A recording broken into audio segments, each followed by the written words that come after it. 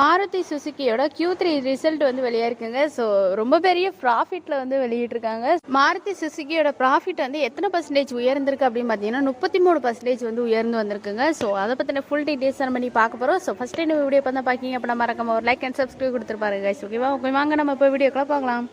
போன வருஷம் வந்து மாருதி சுசுக்கியோட ப்ராஃபிட் எவ்வளோ இருந்ததுன்னு பார்த்தீங்கன்னா 2351.3 கோடி ரூபாயாக தான் இருந்துச்சு.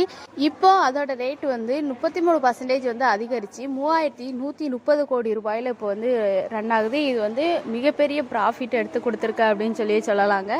நம்ம எல்லாருக்குமே தெரியும், நாட்டினோட மிகப்பெரிய கார் தயாரிப்புனாலே நமக்கு வந்து டக்குனு மைண்டில் வர்றது மாருதி சுசுக்கி தான் வந்து நமக்கு வந்து ஞாபகம் வரும்.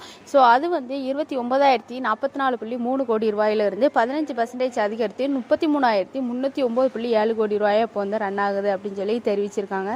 மாருதி சுசுக்கியோடைய வட்டி, வரி, தேய்மானம், அப்புறம் கடன் தொகை, ஸோ இந்த நாளுகளோட வருவாய் வந்து ஒரு ஆண்டுக்கு 38% வந்து அதிகரித்து இப்போ 2,833 கோடி ரூபாயிலிருந்து இப்போ வந்து 3,909 கோடி ரூபாயில் வந்து இப்போ வந்து ரன் ஆகுது.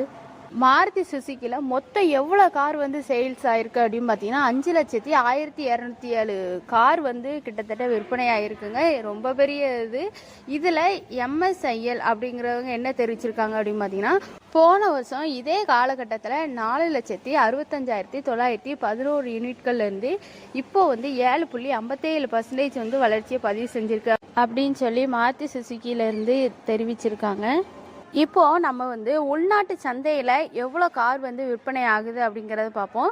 ஸோ உள்நாட்டு சந்தையில் வந்து 6.3% வந்து அதிகரித்து 4,03,929 யூனிட்கள்லேருந்து இப்போ வந்து 4,29,422 யூனிட்டாக மாறி இருக்கு அப்படின்னு சொல்லியிருக்காங்க.